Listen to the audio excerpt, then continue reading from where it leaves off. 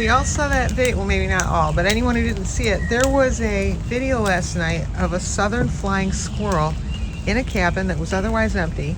But here we have Rover, I think it's Rover, who spent the night in the rain. Yeah, it's Rover. Oh my gosh, Rover, why didn't you go in a cabin or any cabin?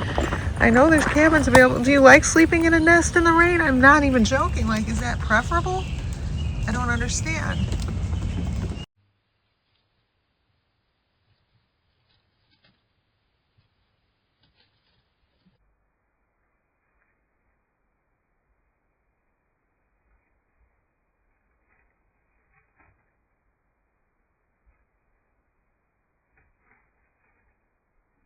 This, as everyone knows, is Brown Feet, as he's just standing on his hind legs.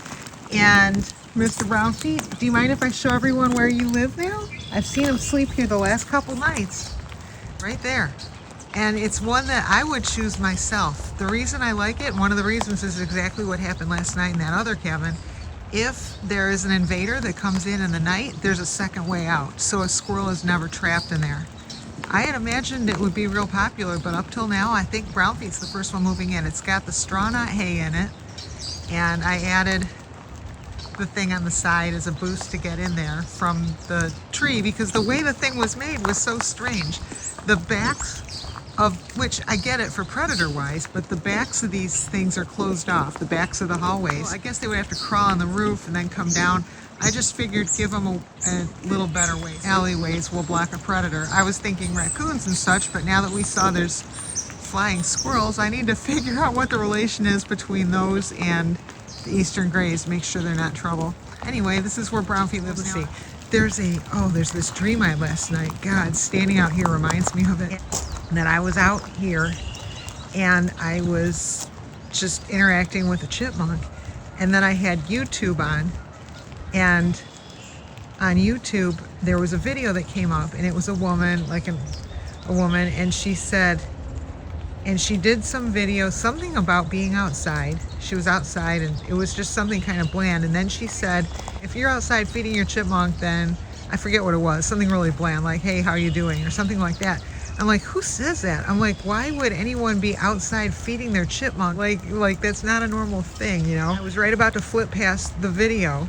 It was a short, you know, I was right about to scroll when suddenly I look and I'm like, wait a minute, is that, what's his name? I knew in the dream, oh God, Floppy. I'm like, is that Floppy? And Floppy was on this porch. I'm like, and I pulled the video back and I rewatched and I'm like, holy crap, that is Floppy. And I'm like, wait a minute. And then I looked at the porch he was on, and it was like this really ornate, nice brick. And I'm like, I've seen that porch, and I knew it was like a porch around here. So then I was like, okay, there is someone around here right now that is on their porch with Floppy and knows that I'm out here with a chipmunk. And it was like this eerie, like a movie where, you know, the old-fashioned thing of the phone rings and then they tell the girl they're upstairs or whatever, which is such an impossibility. Like, anyone who understands how phones work, I guess if someone had two phone lines, but really that whole thing always bothered me. I'm like, that's not even possible.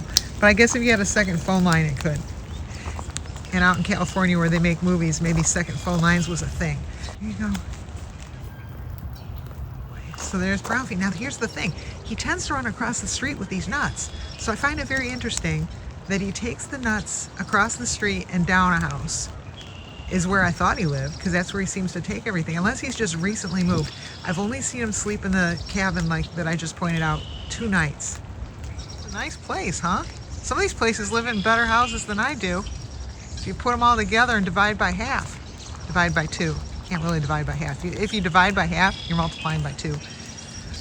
I am a nerd, and I say it proud. I was just texting with one of my friends about how almonds aren't even worth the effort it takes to bury them for an apocalypse around here. I ended up with a bag of mixed nuts, and the thing to me about mixed nuts is, it's one thing, I don't mind that I have to memorize who will eat a hazelnut, who requires a walnut versus who refuses a walnut. Like, a lot of them will refuse a walnut, some of them demand a walnut. Most won't take a pecan, but if they do, I think they bury them because they only take one and then they won't take another one. And then or they try to eat it and decide they don't like it. But nobody will take an almond, even just to bury it. Like, in case of apocalypse, they would rather just starve than eat almonds. Apparently they just won't even bury them, nothing. So that part of the bag always goes to waste. I wish you could buy mixed nuts without almonds. Someone commented there's now 6 varieties of squirrels here, and it was the middle of the night when I read it, and I'm like, 6? And then I got to counting. Okay, so eastern gray, eastern gray black, fox squirrel, as we call the tanks around here, red squirrel, the little ones that run like fire, spreading, and chipmunks, and now flying squirrels. And then, okay, so everyone kept writing very affirmatively that it was a southern gray squirrel, or no, a southern flying squirrel.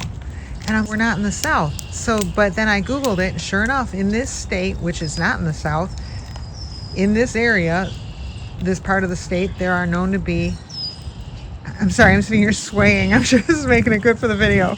There are southern flying squirrels. Now, there are also northern flying squirrels in this state. And what it said was, I asked, are the flying squirrels a threat to the eastern grays? It said no, if anything, the other way around, but not even. They said that the only way they'd be a possible threat is, they said threat would be competing for food. The eastern grays have a size advantage. And they said, the flying squirrels are omnivorous, but if they're going to eat anything, it's going to be like bird eggs. But they said they're mostly herbivore. And they mostly eat. It doesn't make sense. They're mostly herbivore. You're either omnivore or you aren't. Whatever. It was AI. So mostly they don't eat meat, but when they do, it's like little bird eggs or something like that. Yeah, now there's this new visitor that I was like, oh crap, and I was worried about like Mr. Brown Feet in there, and I didn't know if it was gonna be like with the weasel, if we were gonna have trouble.